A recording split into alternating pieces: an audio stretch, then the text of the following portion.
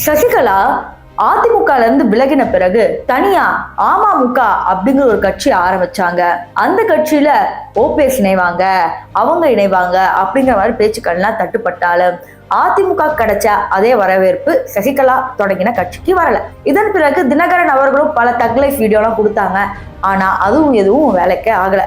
அதிமுகவே ரெண்டா உடைஞ்சு போய் இதற்கு முன்னாடி நடந்த எலெக்ஷன்ல எந்த மாதிரி ஒரு சரிவை பார்த்தாங்க அப்படிங்கிறது நமக்கு எல்லாருக்கும் தெரியும்.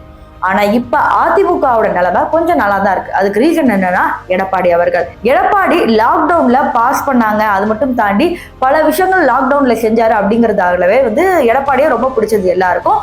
இந்த 2026 கூட ஒரு எதிர்கட்சி தலைவரா வர வரைக்கும் பாத்தீங்கன்னா எடப்பாடிக்கு நிறைய விஷயங்கள் நடக்க போகுது, எடப்பாடி சிஎம் ஆகிறது கூட நிறைய விஷயங்கள் இருக்கு அப்படிங்கிற மாதிரி பல பேர் ப்ரெடிக்ஷன் சொல்றாங்க. ஆனா இப்ப சசிகலா என்ன முடிவு எடுத்திருக்காங்க? விஜய் கூட்டணி, அது மட்டும் இல்லாம விஜயகாந்த் கூட்டணி, இதெல்லாம் பெற்று சசிகலா வரப்போறாங்களா? இது போன்ற பல விஷயங்கள் கிசுகிசுக்கப்படுது.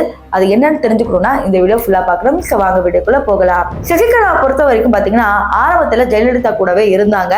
ஜெயலலிதா கூட இருந்த யாருக்கிட்டையும் சொல்ற ஒரு விஷயம் என்னன்னு பாத்தீங்கன்னா, ஜெயலலிதா ஒரு இடத்துல நிக்கிறாங்கன்னா அவங்கள தவிர வேற யாருமே தெரியாது. அவங்க இருந்த பீரியட்ல நமக்கு தெரிஞ்ச ரெண்டே பேரு, ஜெயலலிதா, இன்னொன்னு ஓபிஎஸ். அதை தவிர்த்து நமக்கு யாருக்குமே தெரியாது. இன்க்ளூடிங் எடப்பாடி அப்படின்னாவே நமக்கு யாருக்குமே தெரியாது. இந்த லாக்டவுன் தான் தெரிஞ்சது. இப்போ இந்த கட்சியில இருந்து விலகின பிறகு, கட்சியை தொடங்கின பிறகு என்ன ஆகுதுன்னா இவங்க ஜெயிலுக்கு போறாங்க. அதன் பிறகு ரொம்ப மாசம் கழிச்சுதான் வெளியே வராங்க.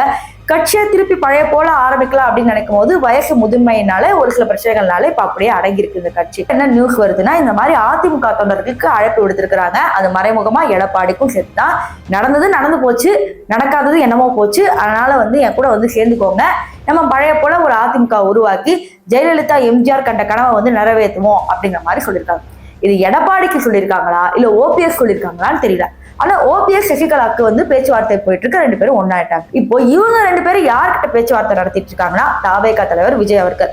முதல் மாநாட்டிலே ஓப்பனா கூட்டணிக்கு வாங்க அப்படின்னு சொன்னவர் இப்ப வரைக்கும் யாரோட கூட்டணியில இருக்குன்னு சொல்ல மாட்டேங்கிறார். இன்னும் பாத்தீங்கன்னா பல இடங்கள்ல விஜய் அவர்களே தனித்து நிக்க போறாரு அப்படின்னு கேட்ட செய்தியை கேட்ட உடனே நிறைய பேர் நெட்டிசன்ஸ் சிரிச்சாங்க. ஒரு இடத்துல நின்று ஓட்டு வாங்க பாரு, அப்புறம் நீ 234 தொகுதியில நிக்க வைக்கலாம் அப்படிங்கிற மாதிரி.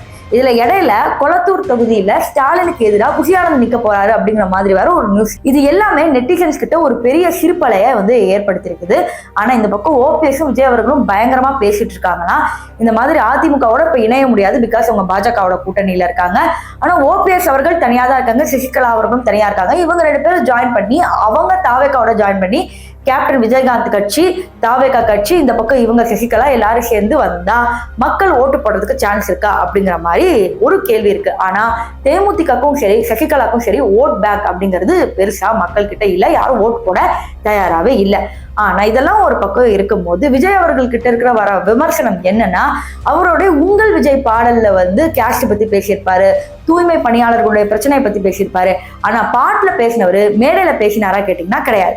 ஆனா அதன் பிறகு மேடையில இருந்து கீழே தள்ளி விட்ட பிரச்சனை, இது போன்ற பல விஷயங்கள் விஜய் மேல அடுக்கடுக்க வந்தாலும் விஜய் அவர்கள் இது எதுக்கும் பெருசா ரியாக்ட் பண்ற மாதிரி தெரியல. ஆனா கூட்டணிக்கு அவர் பல பேர்கிட்ட பேசிட்டு இருக்காங்க. அதுல பாமகவும் ஒண்ணு அப்படின்னு தெரிவிச்சுக்கிறார். இப்போ விஜய் அவர்கள் யாரோட கூட்டணி போட்டா ஒர்க் அவுட் ஆகும்? தனியா நின்னா ஓட்டு கிடைக்காது அப்படிங்கிறது நமக்கு எல்லாருக்குமே தெரியும்.